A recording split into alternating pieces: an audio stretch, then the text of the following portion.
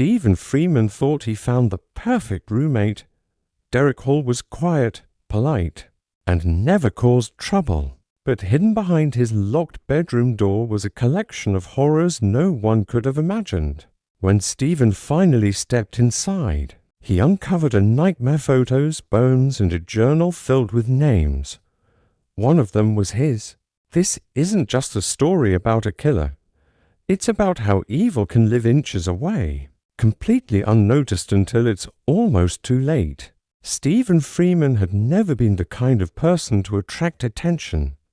Quiet, reserved, and focused on his work as a freelance web designer. He preferred a predictable routine and a low-key lifestyle. After his lease ended on a solo apartment downtown, he decided to save money by renting a room in a shared unit just outside the city.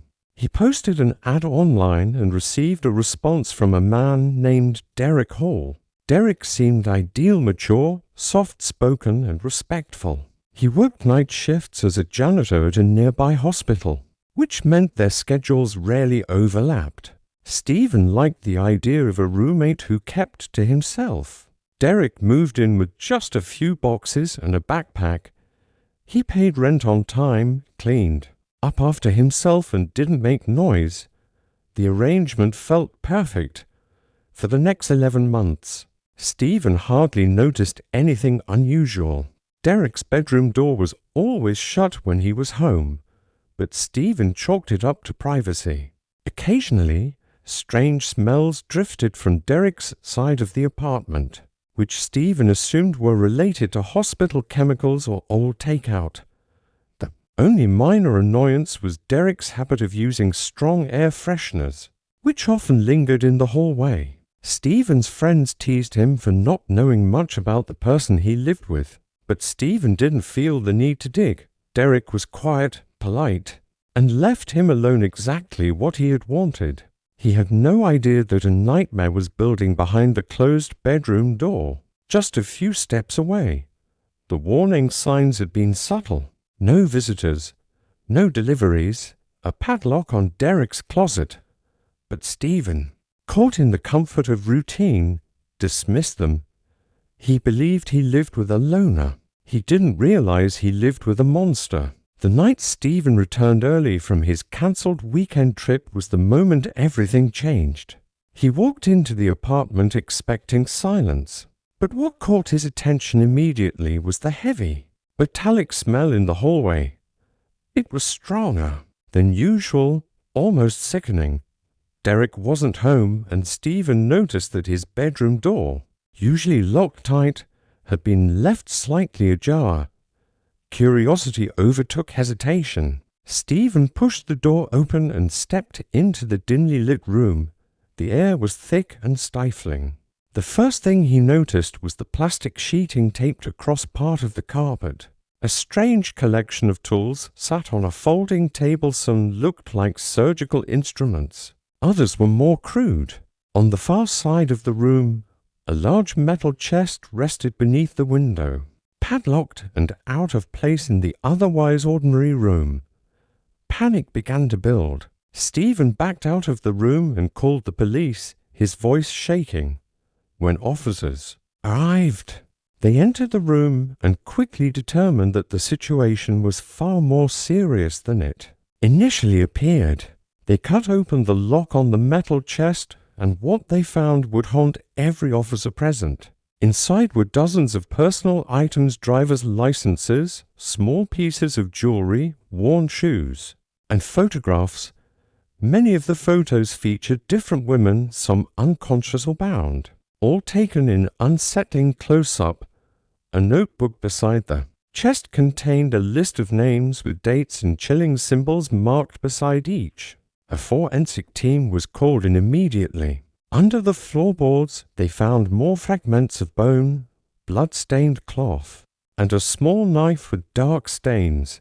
Derek Hall had not simply been hiding something illegal. He had been hiding evidence of multiple victims. Stephen watched from the hallway, unable to believe what he had lived beside.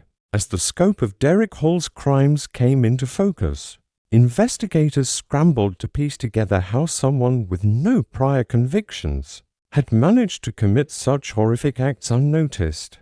The coded notebook uncovered in his room listed over a dozen names, each matched with dates stretching back nearly 5 years.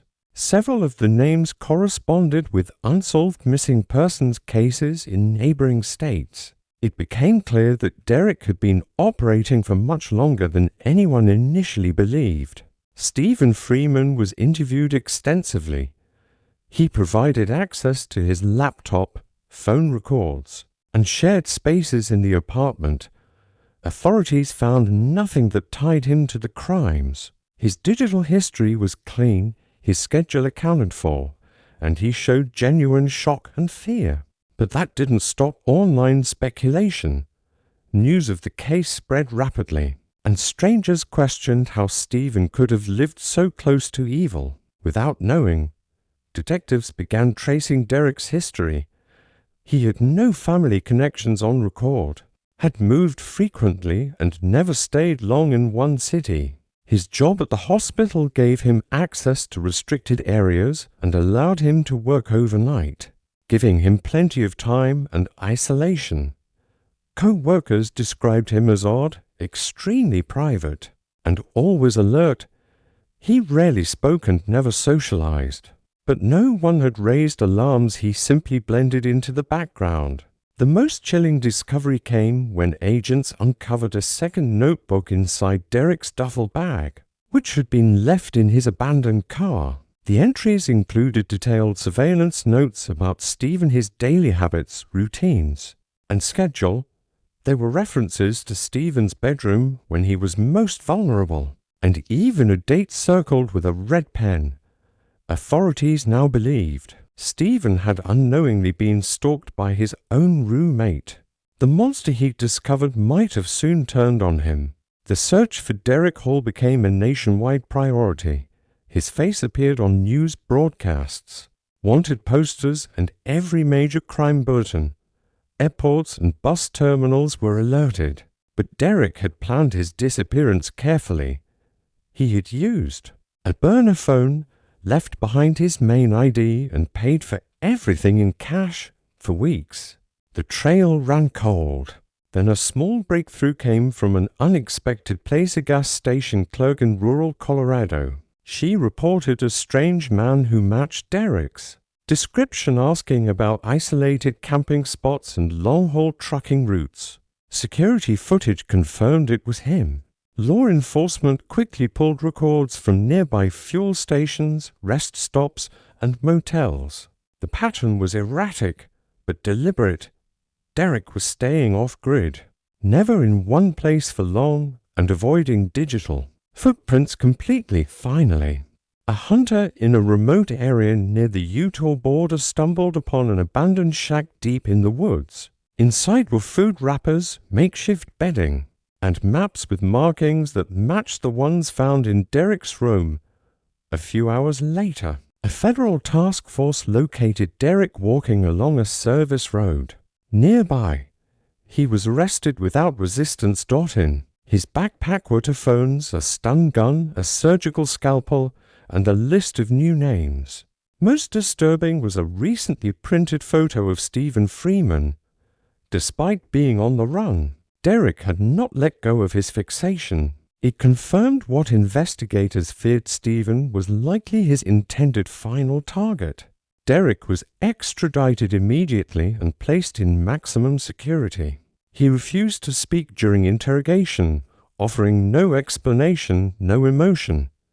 He remained cold and silent, his expression unreadable. While families of the victims finally had answers, the deeper question remained: how had this predator managed to live undetected for so long right under someone else's roof? The trial of Derek Hall was one of the most disturbing in recent history. As the courtroom filled with media, grieving families, and curious onlookers, the prosecution laid out a case built entirely on evidence. There was no confession, no emotional outburst from the accused, only photographs, journals, forensic records. and the haunting silence of a man who had taken so much without ever revealing why. Stephen Freeman was called to testify. He spoke clearly, but it was obvious the experience had changed him. He described his ordinary life, his harmless roommate, and the shock of discovering a hidden world of horror behind a single unlocked door. His testimony helped humanize the entire case. He had lived beside the monster, shared a kitchen with him, heard him moving in the night, never once knowing how close he came to being another name in that. Notebook. Expert witnesses testified about Derek's psychological profile. They described him as highly intelligent but emotionally disconnected, capable of mimicking social norms without feeling empathy. He had no history of abuse, no early trauma that would explain his violent acts. He was simply methodical, private, and deadly. After a short deliberation, the jury found Derek Hall guilty on all charges, including multiple counts of first-degree murder, kidnapping, and unlawful concealment of human remains. He was sentenced to death without the possibility of parole. Stephen disappeared from the public eye soon after. He changed his name, relocated to a new city, and lived quietly, still haunted by what he had survived. Though he had done nothing wrong, he carried the weight of what could have been. The case changed how many viewed safety and trust. It proved that even the quietest people can carry the darkest secrets, and sometimes the real danger lives just one door away.